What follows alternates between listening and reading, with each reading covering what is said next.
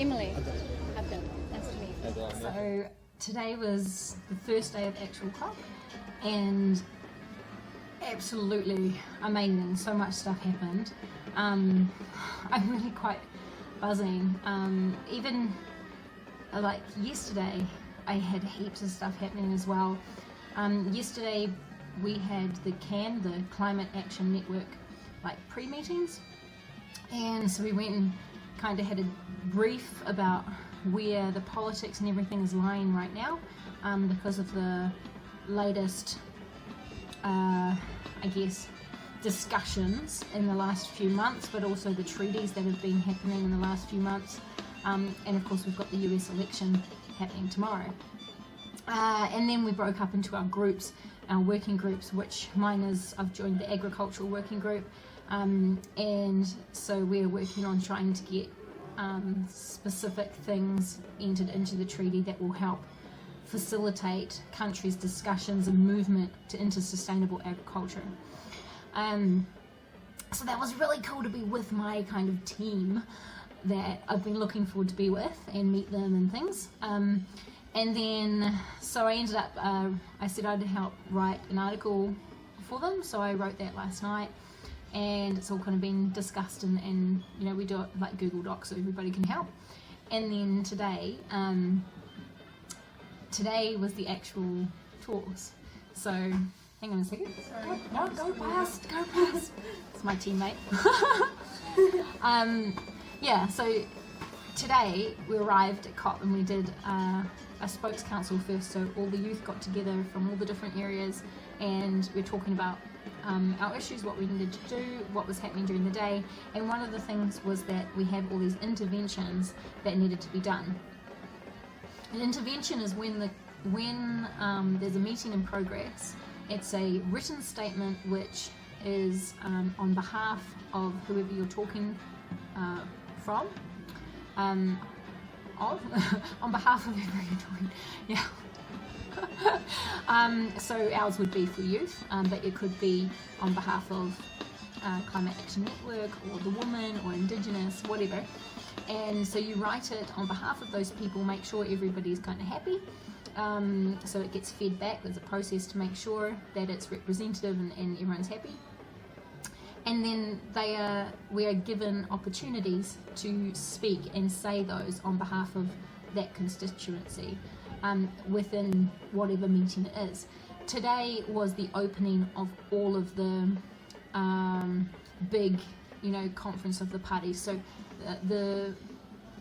over the course of the climate negotiations for the last 20 years, there's been multiple different agreements, like Kyoto is one that everybody will know, and now Paris, and there's other ones as well. So there were 5 different meetings of the parties that were opening today, and we had the ability to speak at each one of those, kind of.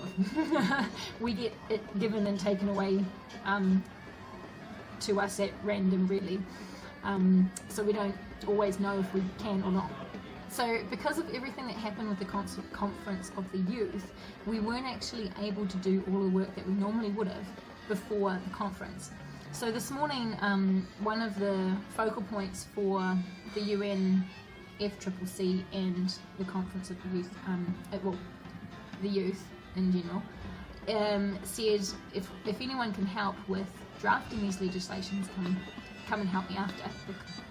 So I didn't know how bad they were, and I went and said, okay Tim, what can I do? And he said, oh great, I have to go and we need 4 interventions, and we pretty much, there's the documents, and I had a look, and one of them was kind of written, or 2 of them were kind of written, one was in bullet point form and one had nothing, and I said, okay, so when are these actually needed?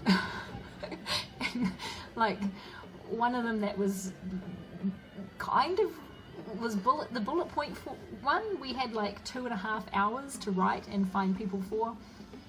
Another one, like we had like 5 hours. Another one we had only a few hours.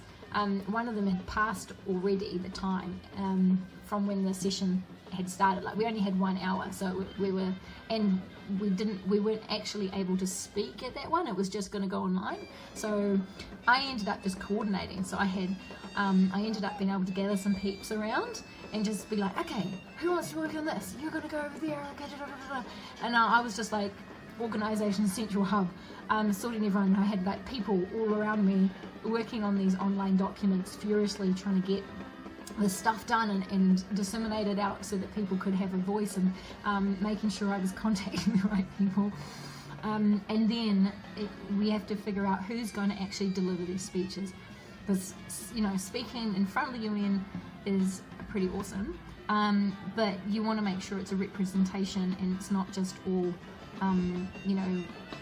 white males or whoever.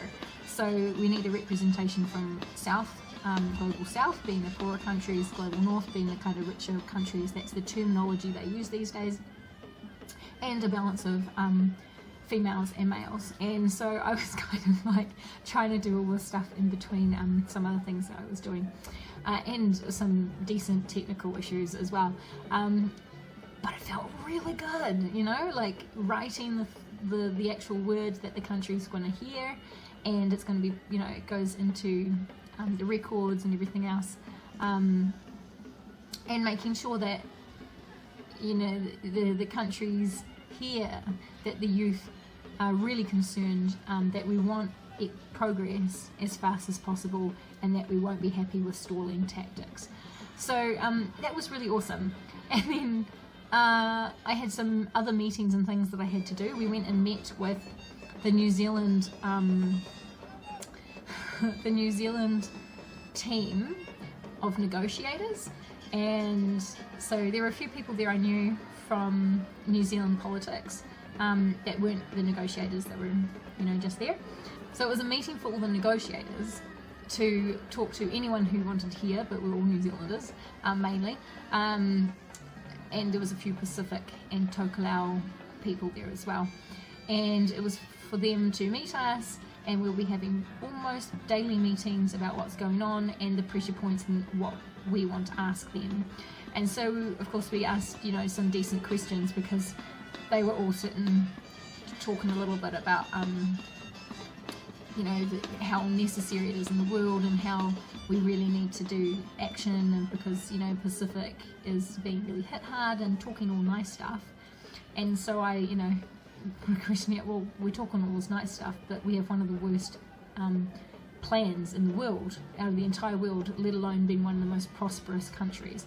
So what is the plan to start playing fair and actually doing what we need to do?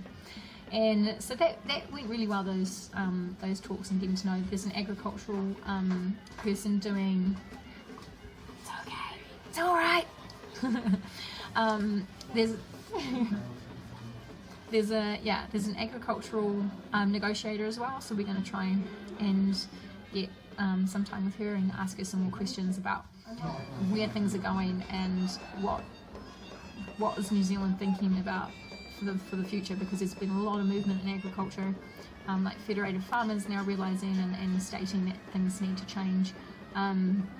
Land Corp already looking into plant-based protein and culling, really decreasing the herd sizes, and that's kind of throughout the sector now. It's really everybody understands that things have to change, and that the future in farming, if people want to make a profit, is in a different type of farming. The only people not understanding that is the government, and possibly Fonterra. So that was really cool. And then I went to an agriculture side event where we had the ministers of agriculture from Uruguay, Costa Rica, Brazil, Ethiopia, and somewhere else. And they were all talking about ways to reduce and low carbon farm with keeping the same, to feed cows different things, and they were talking about really small reductions, and so I had to say something. Matt with me I helped him sort of write a question to say, and he did really well asking that around, you're specifically saying that you want to increase food output and have less emissions, but you're not actually talking about the obvious step that needs to happen, which is reducing animal numbers and converting some of that land into food production from plants, because you get more food. It's all that kind of stuff. And their answers were really inadequate and really out of line with international guidelines. Unfortunately, I was wanting to retaliate and probe them a bit further, but I wasn't able to. They didn't pick my question. It's a lot of people with hands up. So I went after and up to the Minister for Brazil first, because he had the most inadequate answer, basically saying that cows are an efficient way of taking grass and turning it into meat and milk. And I was like, well, actually that's completely the opposite. It's really an inefficient way. It could be if you're talking about only ground that can only be used for grazing, but that's very small amounts of land, and we have a lot of ways that we can actually turn that difficult soil into very productive, really good eco-soaking systems of sinking carbon. So, but what I raised with him was, you specifically said that we need it for health, basically, and I said that's the World Health Organization and the UNFCCC are all saying we need to decrease our meat consumption and our amount of agriculture. So what you are saying, you're literally ignoring the UN when you're here speaking at the UN. And he acknowledged that and said, yeah, okay, yeah, all right. And then I started talking to him about, you need to think about your farmers' future, because we've got New Zealand farming is already moving. We've got a lot of farms overseas moving, and milk in America is going to be a massive amount of synthetic stuff's going to come out next year. And so he used the normal argument, oh yeah, but that's disgusting, like why would you drink that? And I said, well, come on, mainstream America, think about it. Think about the amount of types of food that they put in their mouths and bodies. This is actually completely normal, the same makeup as normal milk.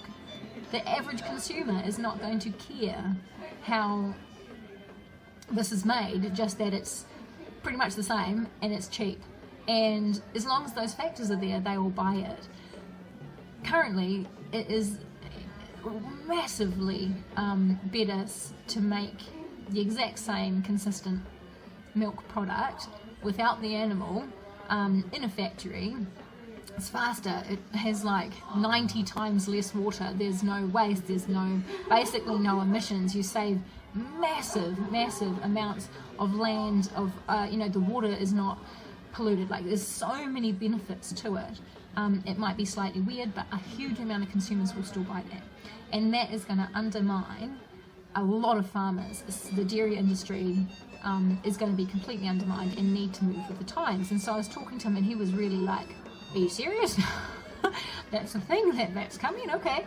I was like, yeah, totally. There's American companies coming out next year with synthetic milk, yogurt, cheese, ice cream. It's coming, dude. So he was like, okay, all right, and actually started taking notice. Then we went and had a chat to the Uruguay guy, because he was going on about all grasslands and how you can't grow things in particular lands. So I was talking to him about the Brazilian centropy agriculture, which you can do on an industrial level, and you can have plants planted at different levels, different types of plants, all in kind of like a rainforest kind of canopy, but in small sections, and you can still have all the tractors and everything going through that make it an efficient system, and it actually ends up being like a negative carbon sink, massively.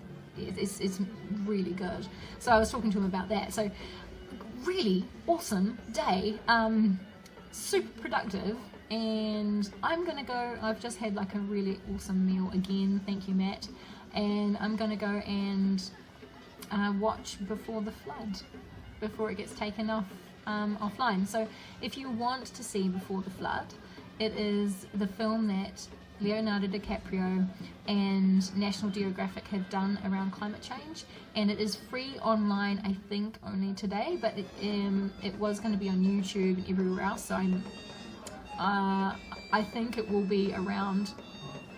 I think they were just taking it down because they wanted everybody to watch it before the US elections. Elections happen tomorrow, and then after that it will probably go back up, but yeah. Day 2 tomorrow.